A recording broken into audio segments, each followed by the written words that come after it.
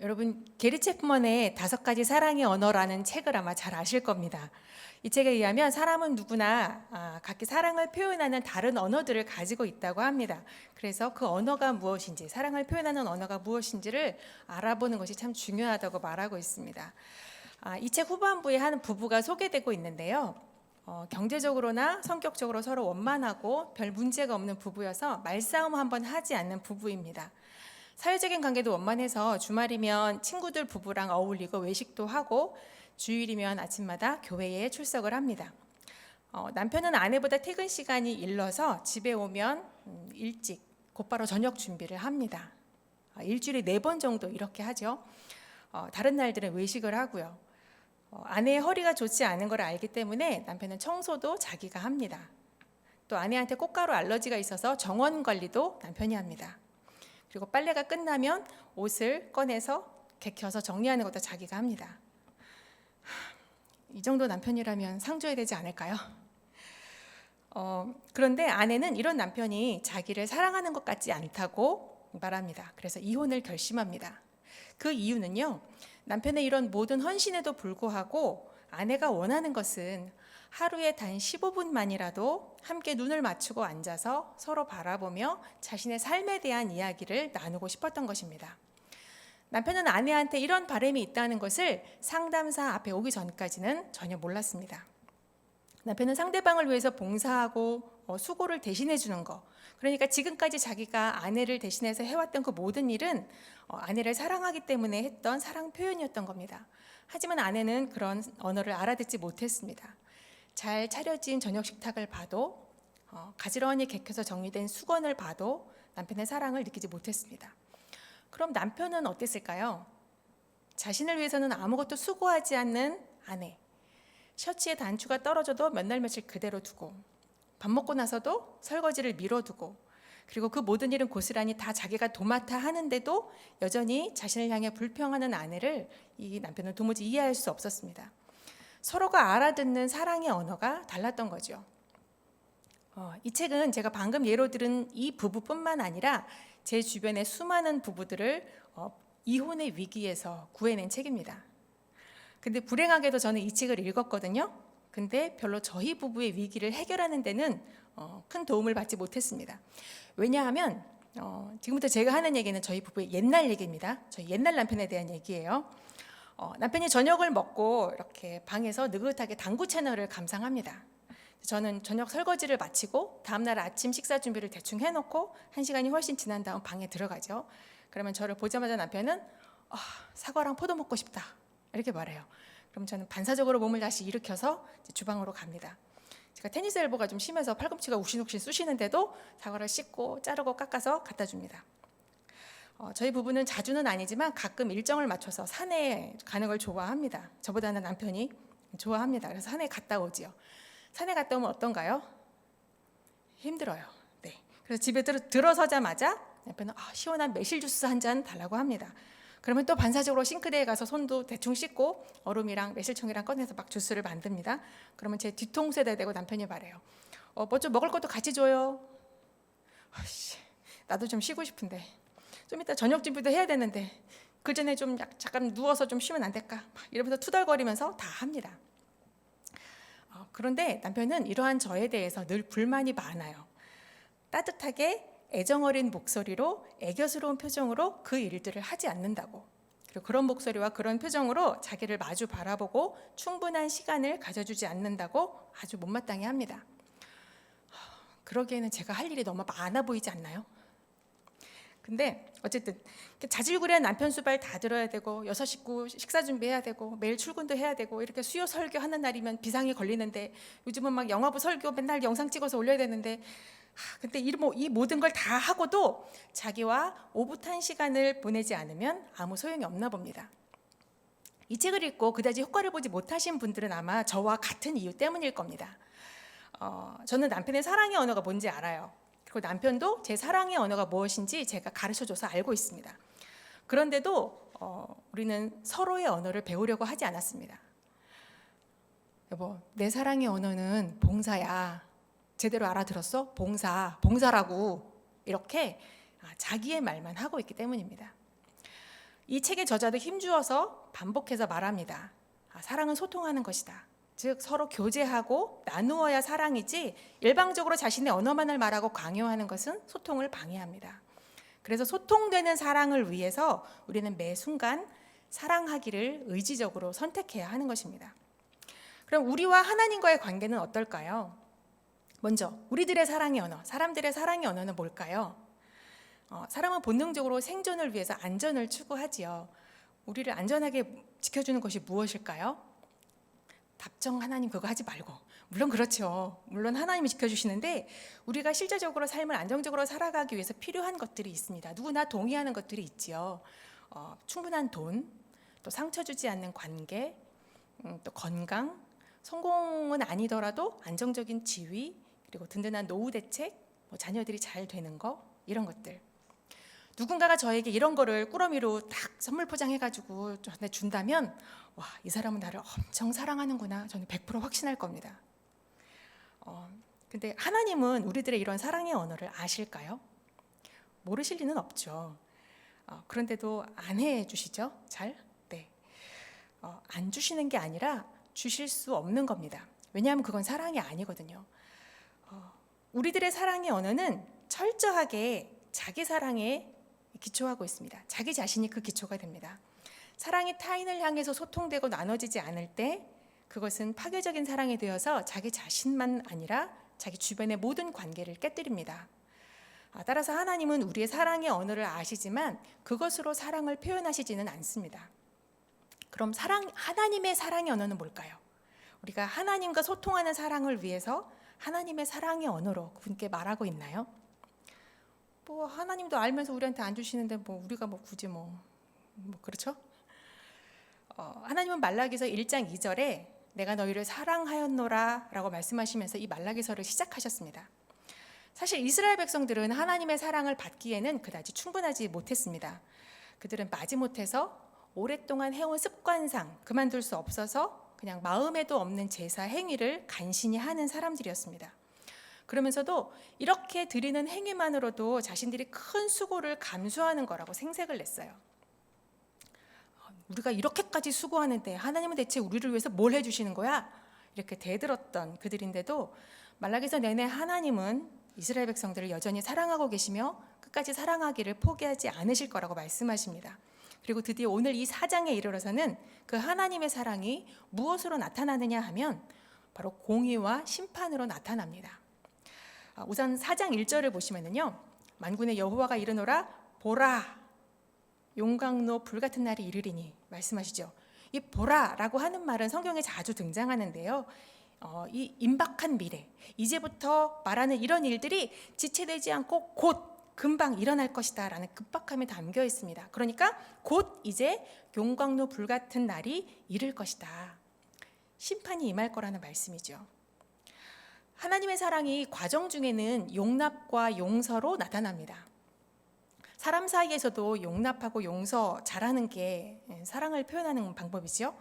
아마 부모와 자녀 사이에 주로 많이 사용하는 이 사랑의 언어가 이게 아닐까 생각됩니다. 그런데 용납과 용서만으로 사랑이 끝나서는 안 되겠죠. 그러다 보면 아마 세상에 죄가 더 창궐하게 될 겁니다. 하나님 사랑의 최종적인 모습은 그 죄를 소멸하는 것입니다. 완벽한 정의가 온 땅에, 온 우주에 가득 차는 것이죠. 누구를 사랑한다고 말하면서 그 사람의 죄와 불의를 눈감아 준다면 그건 적절한 사랑이 아닙니다. 오히려 서로를 파괴시킬 뿐입니다. 사랑은, 그 사랑의 완성은 공의로 나타납니다. 그리고 그것의 우주적인 표현이 종말론적 심판입니다. 심판이라면 무서운 거 아닌가요? 이게 어떻게 사랑이죠? 하나님은 이 구약 말라기서를 완결하시면서 하나님을 경외했던 자들, 하나님의 백성들에 대한 당신의 사랑을 무엇으로 표현하시느냐 하면 그렇게 안 살았던 악인들을 심판하시는 것으로 표현하십니다. 만약 이렇게 심판하지 않으신다면 그동안 하나님을 위해, 의를 위해 희생하고 의를 행하다가 죽은 사람들의 수고와 죽음이 얼마나 헛된 것이겠어요.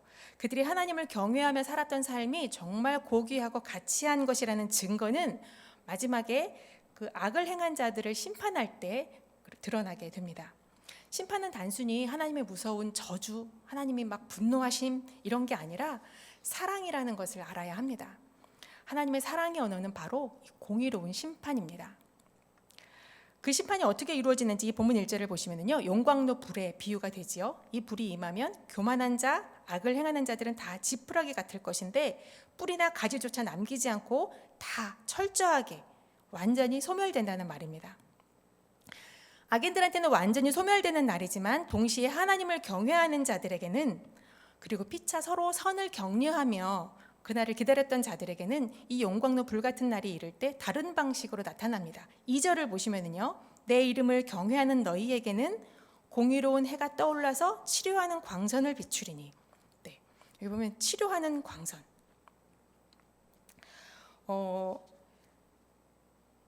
먼저는요, 용어를 좀 정의할 필요가 있는데요. 치료하는 이라는 말은 심각한, 아주 치료가 불가능한 불치의 병을 말합니다.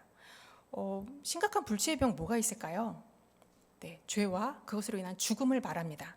그리고 여기서는 치료하는 광선이라고 되어 있는데 아마 성경에 그 광선 앞에 조그맣게 숫자 2 이렇게 달려있는 걸 보실 수 있을 거예요. 그리고 밑에 그 각주가 달려있는데 날개라고 써 있죠. 네, 원어에서는 이것이 날개입니다. 날개를 뜻하는 단어예요. 그러면 치료하는 날개, 그것이 공의로운 해와 함께 떠오른다는 말이에요. 아까 말씀드렸듯이 그 불치의 심각한 병이 죽음이라고 했잖아요. 그러니까 정리하면 이렇습니다. 그 죽음으로부터, 피할 수 없는 그 죄의 결과로부터 우리를 건져내시는 하나님의 치료하는 날개, 그 안에 들어갈 때에만 온전히 살 길을 얻는다. 그날에는 여호와를 경외하는 자들에게 바로 그 은혜가 임한다는 것입니다. 그리고 이렇게 치유받은 생명은 마치 외양간에서 뛰쳐나온 송아지처럼 그렇게 펄쩍펄쩍 뛰며 회복될 것이고 기쁨과 생명력으로 가득하게 될 거라는 말씀입니다. 그리고 그 날에는 3절에 보시면 이렇게 치료받은 너희가, 공의를 사랑했던 너희가 악인을 밟을 것이니 라고 말씀하십니다. 이것은 악인들을 그날이 되면 함부로 막 짓밟아도 된다는 뜻이 아니에요. 폭력을 대갚아도 된다는 의미가 아니라 그만큼 그날에 결정적인 역전이 일어날 것이라는 뜻입니다. 교만한 자들, 악을 행했던 자들, 사실은 뭘 좀 가진 게 있어야 교만하지 않을까요? 그리고 악을 행할래도 힘이 좀 있어야 할 수 있습니다. 그렇게 가진 거 많고 힘께나 쓸 줄 아는 자들이, 자기가 가진 것으로, 자기가 누리는 것으로 자랑을 삼던 자들이, 그것으로 없는 사람, 약한 사람들 위에 군림하려고 했던 자들이 마치 지푸라기가 용광로 불에 타듯 재도 남기지 않고 다 타버릴 것이라는 말입니다. 우리를 상처 주고 괴롭게 하고 절망에 빠지게 했던 그 모든 죄악과 슬픔이 원천적으로 모두 소멸될 것입니다. 내가 슬퍼하는 이유로 더 이상 눈물 흘리지 않게 될 것이고요. 탄식하던 그 제목이 사라져서 더 이상 한숨 쉴 일이 없게 될 겁니다. 단지 나쁜 놈들 없어져서 이런 말이 아닙니다. 단지 내 생계를 걱정하고 살기 힘들어서 눈물 흘리는 그 눈물만이 없어진다는 뜻이 아닙니다. 나쁜 놈, 그런 힘든 삶, 그것을 만들어내는 온갖 불의한 질서와 이 세상의 모든 악한 구조, 그 악의 존재 자체가 사라져버린다는 것이고, 그리고 완전한 하나님의 통치 앞에 세상의 모든 만물들이 엎드리는 날, 그래서 마치 해가 떠오를 때 그 빛이 비치는 곳에는 모두 어둠이 물러가듯이 죽음마저 치료하는 거대한 하나님의 그 사랑의 날개로 덮으시는 날이 임한다. 종말의 날, 심판의 날이 이런 거라면 우리가 소망할 만하지 않을까요? 그날이 빨리 올 수 있다면 얼마나 좋을까, 이런 생각 하지 않으시겠습니까? 인류의 참혹한 죄를 볼 때, 우리가 저지르는 그 죄의 깊이와 끔찍함을 볼 때 주님 빨리 오셨으면 좋겠다. 그 끔찍한 죄악을 어떤 정부의 힘이나 어떤 국제기구의 힘으로 막을 수 있을까요? 이 엄청난 우리 귀에 들리는 것만으로도 참 참혹한 일들이 많습니다. 대량 학살, 유아 학살, 인종 청소, 제3세계에서 일어난 참혹한 현실들, 난민촌의 상황들, 멀리 제3세계 여기까지 갈 것도 없이 실제로 우리 주변에서, 내 주변에서 가정폭력으로 죽어가는 사람들, 그런 집이 싫어서 가출한 아이들, 막상 도망 나왔지만 갈 곳이 없어서 결국은 성매매나 불법적인 일에 내몰린 아이들. 나는 지금은 현재 내 상황은 그냥 웬만큼의 정의나 치안이 보장된 이런 상황 속에서 살고 있기 때문에 갈급함이 없지, 그 지옥 속에 있으면 아마 소망은 딱 하나일 겁니다. 빨리 끝나기를. 이 악인들이, 이 악한 구조가 사라져 주기를, 종말에 대한 꿈을 갖게 되겠죠. 그래서 여호와의 날을, 크고 두려운 그 날을 누가 기다리느냐? 강자나 무언가를 가진 자들보다는 약자들이 더 소망하게 됩니다. 이 세상에서 즐기고 누릴 게 많은 사람들보다는 절망한 사람들이 훨씬 더 그날을 기다리게 되겠죠. 그래서 어떤 면에서는 지옥 같은 상황 속에서 사는 것보다 유사천당에 사는 사람들이 더 위험합니다. 마른 천당인데 거기서는 마음이 하나님으로부터 더 멀리 있으니까요. 가진 게 많은 사람들은 그날이 좀 있다 왔으면 할 거예요. 가진 돈 다 쓰는 재미 좀 누려보고 가야 되잖아요. 그리고 연애 한번 못 해본 청년들도 아쉽죠. 불타는 사랑은 고사하고 소개팅이라도 한번 해봤으면, 그리고 그 다음에 그날이 왔으면 싶으실 거예요. 이 여호와의 날은 하나님의 공의, 그분의 정의가 완전하게 완성되는 날입니다. 모든 인류의 불의한 질서와 구조가 전부 뒤집어지는 날, 그리고 온 땅에 하나님을 경외하는 것이 가득 차는 날. 여러분 정말 그날을 간절히 사모하며 기다리십니까? 하나님은 이 마지막 날에 대한 비전을 선포하시고 나서 권면을 주십니다. 4절을 보시면은요, 너희는 내가 호렙에서 온 이스라엘을 위하여 내 종 모세에게 명령한 법, 곧 율례와 법도를 기억하라. 이 모세에게 명령한 법, 이 율례와 법도에는 하나님의 사랑과 공의가 고스란히 녹아져 있습니다. 그리고 그것을 기억하라라고 권면하십니다. 그래서 주님의 그날이 올 때까지 이 하나님의 율례와 법도를 기억하는 것이 그날을 기다리는 유일한 태도입니다. 어둠의 시간을 보낼 때 성도들은 하나님의 말씀을 가슴에 품고 기다립니다. 기다린다는 행위 자체가 사랑과 믿음의 표현이죠. 이것이 없으면 절대 기다릴 수 없어요. 포기하거나 동화되거나 변절하겠죠. 말씀을 기억하고 단순히 기억할 뿐, 이렇게 단순하게 그것을 되뇌인다는 뜻이 아니라, 이 기억하라는 말씀은 반복적으로 삶에 적용하면서 살아가라, 순종하며 살라는 말씀입니다. 그렇게 할 때에만 기다림이 가능해집니다. 그리고 나서 5절에 보라 하고 큰 소리를 지르듯 또다시 보라 하고 나옵니다.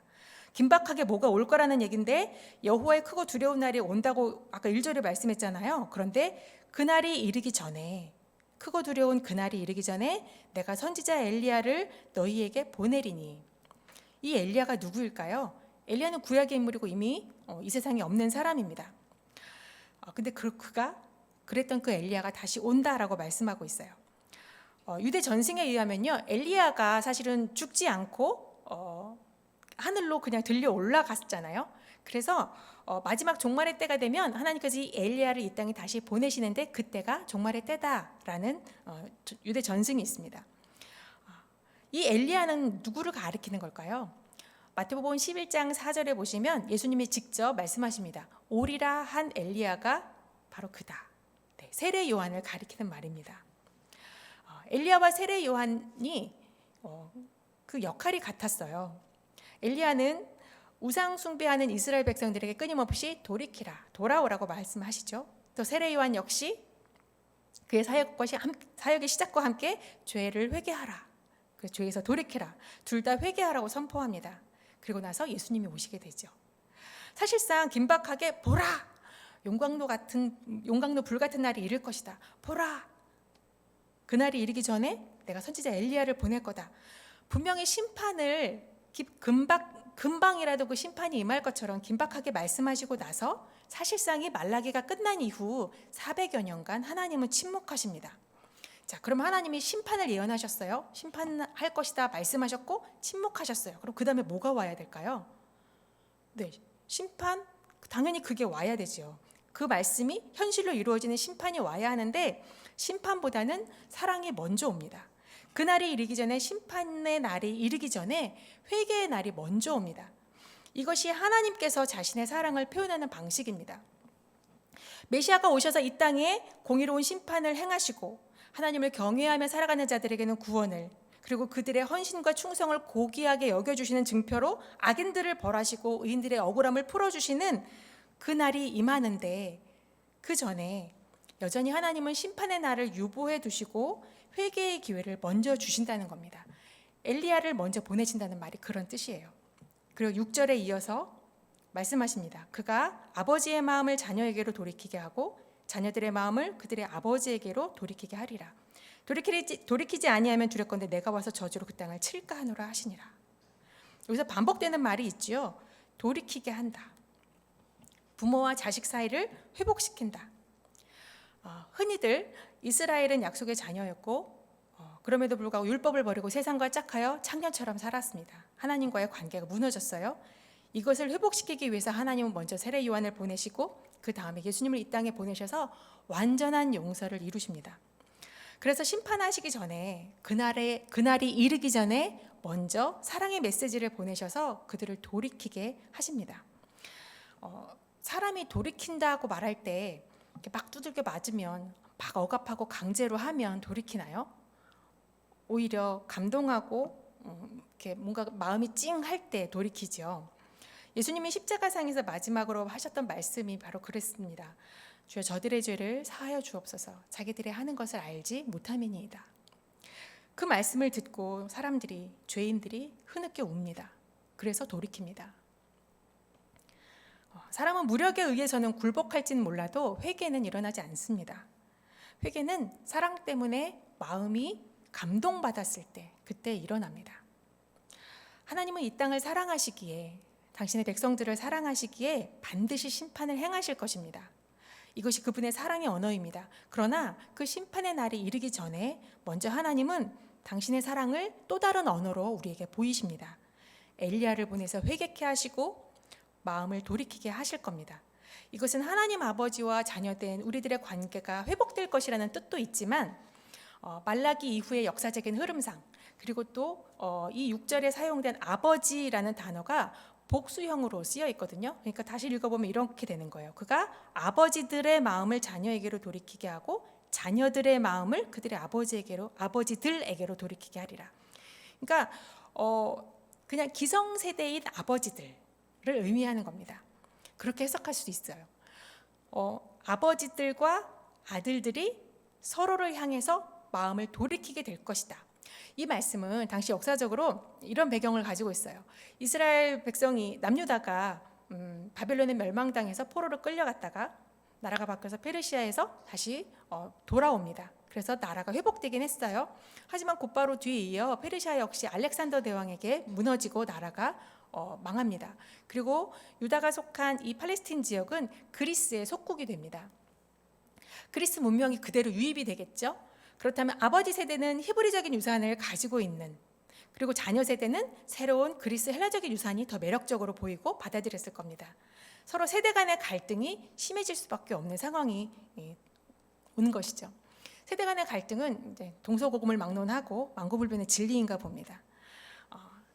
자녀들이 세상 풍조에 휩쓸려서 하나님을 떠났다라고 비난하는 기성세대, 그리고 현실은 바르게 보지 못하고 마땅한 대안 없이 고집만 부리는 기성세대다라고 비난하는 신세대. 이렇게 두 세대 사이의 간극이 절대 화해될 것 같지 않은 그런 상황이 옵니다. 그런데 이 상황에 엘리야가 왔을 때 서로를 도저히 이해하고 용서할 수 없는 그 사이에 진정한 화해와 이해와 돌이킴과 아끼는 마음들이 발생하게 된다는 말입니다. 말라기는 이런 세상이 열리기를 내다보면서 이 구약을 마치고 있습니다. 구약의 선지자들은 말라기뿐만 아니라 많은 선지자들이 여호와의 날을 예언합니다. 그런데 구약의 선지자들은 멀리 서서 이 마지막 때를, 이 종말의 때를 내다보고 예언을 하는 것이죠.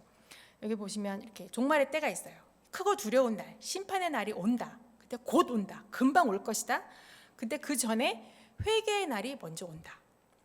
자, 구약, 여러분들이 지금 앉은 자리가 구약 선지자의 자리라면, 자, 이 공이 어떻게 보이십니까?